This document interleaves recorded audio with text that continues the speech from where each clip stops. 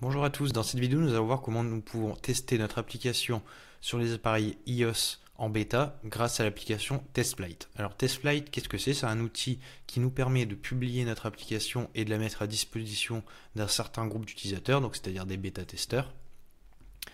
Quel est l'intérêt de TestFlight? Eh bien, ça va être de tester notre application en avant-première avant de la publier sur les stores pour améliorer l'UX, pour corriger des fonctionnalités, valider si elles répondent vraiment à un problème et identifier par exemple des bugs. Donc comment utiliser TestFlight? Eh bien, le prérequis c'est d'avoir un compte Apple Developer. Ensuite, sur ce compte Apple Developer, on va créer une application et on va lui rattacher un identifiant. On va voir tout de suite après comment configurer tout ça avec le projet Flutter GPT. Comment est-ce qu'on peut publier son application sur TestFlight? Il y a deux méthodes. On a la méthode technique, donc on va exporter son code ou admettons vous développez en Flutter, bon il n'y a pas d'export, vous n'avez pas à exporter votre code de Flutterflow si vous avez codé votre application, mais vous devez du coup utiliser Xcode pour publier votre application sur votre compte Apple Developer. Donc ça c'est vraiment une approche très technique. Et sinon, Flutterflow a développé une fonctionnalité qui s'appelle la fonctionnalité One Click Deployment. Et comme son nom l'indique, elle permet de se connecter directement au store, donc que ce soit Apple Store ou Google Play Store. Pour TestFlight, on va s'intéresser que à l'Apple Store. Et on va venir configurer ici la connexion entre son compte Apple Developer et son projet Flutterflow pour avoir juste à cliquer ici sur le bouton Deploy to App Store et Flutterflow s'occupe de tout. Ici, on peut gérer la version de l'app et le build number ou alors laisser Flutterflow incrémenter cette valeur. Alors, je vous fais juste une petite aparté avant de continuer le tutoriel. C'est que comme on est sur une partie où je dois faire des configurations, notamment importer des API, mon Apple ID, et où on voit pas mal de choses qui doivent être confidentielles par problème de sécurité, j'ai dû flouter pas mal de choses sur mon écran pendant le tournage de la vidéo, et notamment mettre des illustrations à la place au lieu de filmer intégralement mon écran. Donc ne soyez pas surpris pendant le visionnage. Donc je vous incite à regarder l'article qui reprend étape par étape ce tutoriel par écrit. Et n'hésitez pas à me poser des questions en commentaire si vous avez besoin, s'il y a des choses qui ne sont pas claires. Donc on va se rendre directement sur notre compte Apple Developer. Donc là je me rends sur mon compte. Ici, comme vous pouvez le voir, j'ai mon compte qui me coûte 99 € par an. Et donc là, une application, il y a deux étapes pour créer une application sur Apple Store. Il y a la création de l'app en tant que telle et la création de l'identifiant qui est rattaché à cette app. Donc on va créer un identifiant. Ici, on a plusieurs choix. On clique à un identifiant pour un App ID. Ici, vous sélectionnez App. Et vous allez comprendre à quoi sert l'identifiant. L'identifiant, il va vous permettre de rattacher les besoins de votre application, donc ses capacités. Par exemple, si vous avez besoin des notifications push, vous allez ici pouvoir sélectionner les notifications push. Si vous avez d'autres besoins comme accéder aux wallets, à la météo, vous pouvez tout gérer sur la partie identifiant.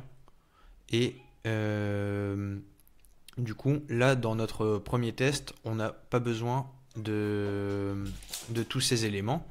Donc, on va voir juste pour créer notre identifiant qui correspond à notre app. Donc, je vais aller ici sur mon app. Je prends mon bundle et je copie-colle le bundle ici. Et sur la description, on va mettre Flutter GPT. Voilà. Ok, donc j'ai bien enregistré un nouvel identifiant. On retourne sur notre compte Apple Developer et ici je vais créer une nouvelle app. Hop, je crée une nouvelle app. Elle s'appelle Flutter GPT. Au niveau des plateformes, eh bien pour moi, ça sera disponible uniquement sur les appareils iOS. La langue principale,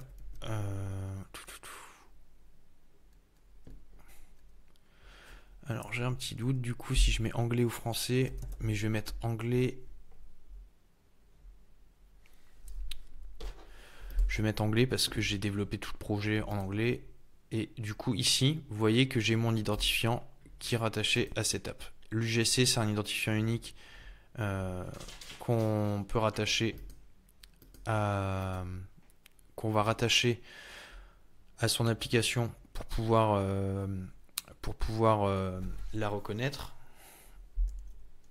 Donc on va mettre hop GPT iOS.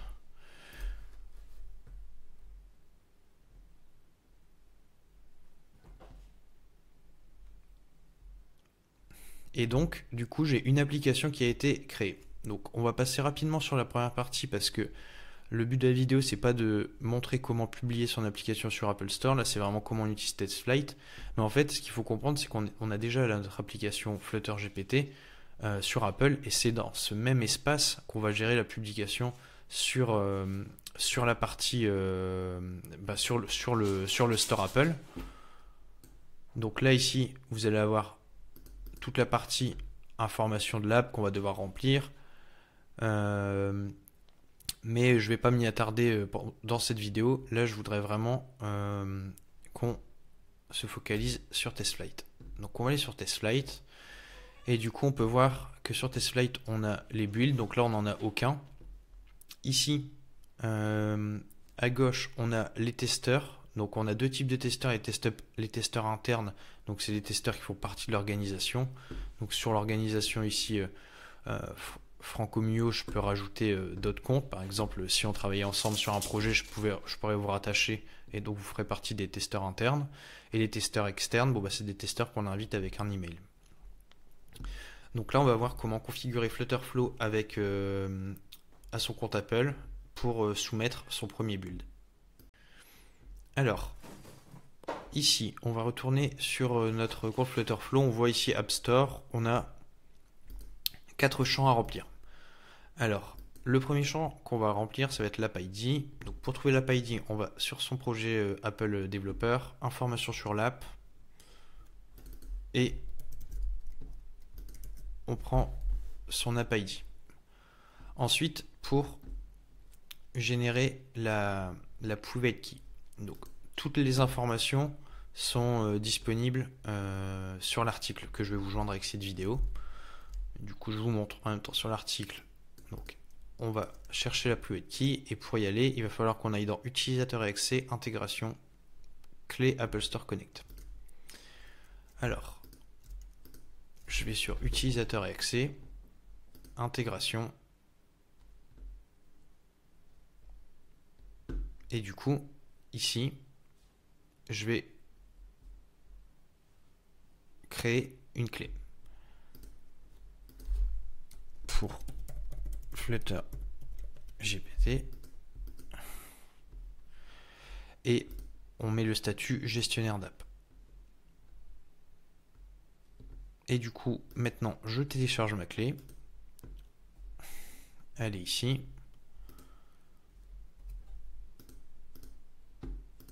Hop. Je l'importe. Ici sur ma clé, je vais copier l'identifiant de la clé et le copier ici. Et enfin, on vient copier cette valeur pour correspondre à notre dernier champ. Et donc là, on a rempli tous les champs nécessaires pour publier notre application sur TestFlight. Alors maintenant qu'on a configuré la connexion avec Apple Developer, eh bien on va vouloir déployer notre application. Donc à savoir que sur la partie, sur cette partie là, Apple Store, vous allez avoir l'historique des déploiements. Donc là il n'y en a pas encore. Alors ici effectivement, du coup, je veux déployer, mais du coup le launcher icon est requis pour déployer sur l'Apple Store. Donc je vais en ajouter un tout de suite. Hop. Alors. Voilà, du coup, bon, j'ai créé rapidement un launcher icon. Bon, il faudrait le refaire d'un point de vue design, mais là, c'est pour pouvoir continuer la vidéo. Donc, je vais retourner sur le mobile deployment. Et du coup, ici, j'ai une pop-up d'alerte qui me dit que si j'ai déjà un déploiement, ça va le supprimer.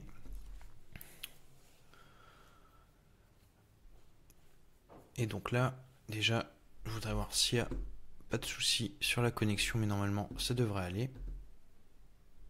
Et donc là, ça peut prendre un petit peu de temps. Donc, ce qui se passe, c'est qu'on a le dernier statut. Donc là, on voit que le déploiement a été soumis. Et à chaque fois, on peut checker le statut. Voilà, bon, là, il a changé. C'est en préparation. Mais normalement, ça devrait bien se passer. Donc, je vais mettre la vidéo en pause. J'attends que ça se termine. Et je reprends le test. Alors, du coup, je reprends la vidéo. Là, le statut a changé et est passé en publié, donc la connexion fonctionne bien. On va pouvoir retourner sur la partie Apple Developer. Donc là, on voit que j'ai une version qui s'est créée sur la partie TestFlight de Flutter GPT qui correspond à la version 1.00. Et du coup, pour commencer à tester, là, je suis les étapes de ce qui est indiqué sur Apple Developer. Et ça me dit qu'il faut que je crée un groupe. Donc je vais créer déjà un groupe qui s'appellera Flutter GPT. J'active la distribution automatique. Donc là, j'ai un groupe de testeurs internes qui me permet de faire tester l'application aux membres de mon équipe. Donc là, il n'y a que moi dans mon équipe en l'occurrence. Mais du coup, je vais pouvoir la tester avant si je publie l'application et que je veux la mettre à disposition. Si je crée un groupe de testeurs externes, bon bah des fois je vais vouloir juste la tester moi de mon côté. Donc le groupe le testeur interne, c'est à ça que sert ce groupe de testeurs. Je vais créer un groupe de testeurs externes. On va l'appeler aussi Flutter GPT.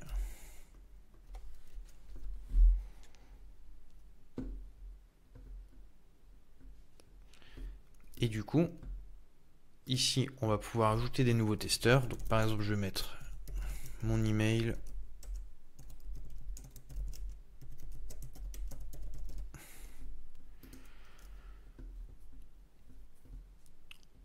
Et du coup, donc là, j'ai un groupe de testeurs externes pour Flutter GPT. Je vais retourner sur la partie... voilà, donc là, on voit mon build qui est là, le build numéro 1 sur la version 1.0.0. Ici, j'ai des questions sur s'il y a un type d'algorithme de chiffrement qui est utilisé sur l'app. Là, on peut mettre aucun des algorithmes mentionnés. Et donc, on va soumettre l'application au bêta-testeur.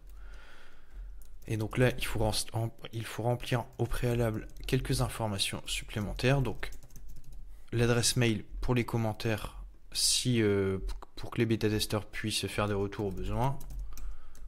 La personne à contacter, bon, c'est moi. Et information de connexion, veuillez fournir un nom d'utilisateur et un mot de passe. Ces informations nous seront nécessaires afin de nous connecter à votre app et de mener à bien les processus de vérification. Donc ça, c'est à destination du support Apple, s'ils ont besoin de se connecter à l'app pour faire des tests. Donc on va mettre on va plutôt mettre apple@mail.com et le mot de passe, on va juste mettre AZERTY.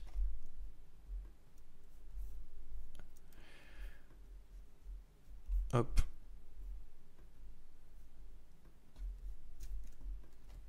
Et j'ai oublié le numéro de téléphone.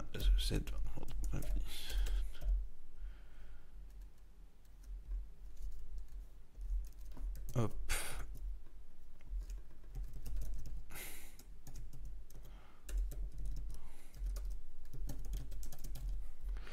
Voilà. Donc, je revérifie.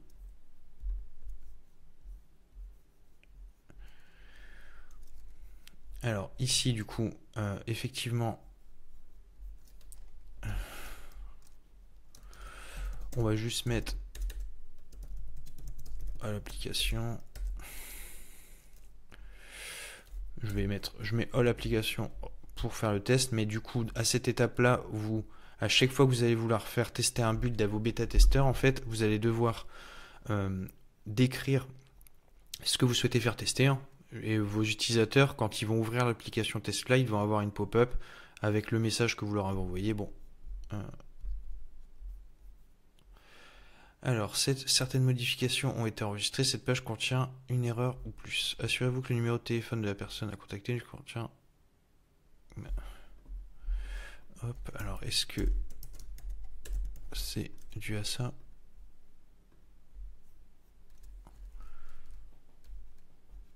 Ok. Donc là, j'ai du coup mon premier build qui est soumis au test pour mon groupe de testeurs internes et mon groupe de testeurs externes. Je vais aller voir dans ma boîte mail si j'ai bien reçu l'invitation. Voilà, du coup je suis dans ma boîte mail, j'ai bien une notification pour être invité en bêta test sur Flutter GPT. Donc je vais pouvoir télécharger l'application sur un appareil iOS directement depuis mon application TestFlight. Donc au préalable bien sûr sur l'Apple Store, je télécharge l'application TestFlight. Et ensuite je vais avoir mon build qui sera disponible en test pendant 90 jours. Donc voilà pour cette vidéo. On a vu toutes les étapes nécessaires pour configurer TestFlight, qui est un outil pour tester son application en bêta sur les appareils iOS. Comment est-ce qu'on peut publier directement sur Apple Store sans avoir besoin d'intervenir techniquement grâce à la fonctionnalité One Click Deployment. Ensuite, sur Apple Store, on a vu comment créer un groupe de testeurs internes et un groupe de testeurs externes, et ensuite publier, mettre à disposition son build pour ces groupes de testeurs, à savoir qu'on n'est pas obligé de mettre son build à disposition pour tous ces groupes. Là, j'aurais pu le mettre uniquement pour les testeurs internes ou uniquement pour les testeurs externes. Ça, c'est selon mon besoin. Une fois que je soumets mon build à vérification, j'envoie un message, une liste de besoins de tests pour mes bêta-testeurs. Donc, c'est-à-dire, voilà, ce build-là a pour but de faire cette fonctionnalité ou de tester ce bug. Et les bêta-testeurs vont pouvoir du coup voir ce message et nous faire des retours. Une fois que j'ajoute un bêta-testeur, eh bien, il reçoit une invitation, il télécharge l'application via TestFlight et il peut l'utiliser directement sur ce téléphone comme s'il avait une application classique. Merci d'avoir regardé cette vidéo. Si vous avez des questions, n'hésitez pas à me les poser en commentaire et je vous joins l'article de blog qui reprend toutes ces étapes par écrit en description de cette vidéo.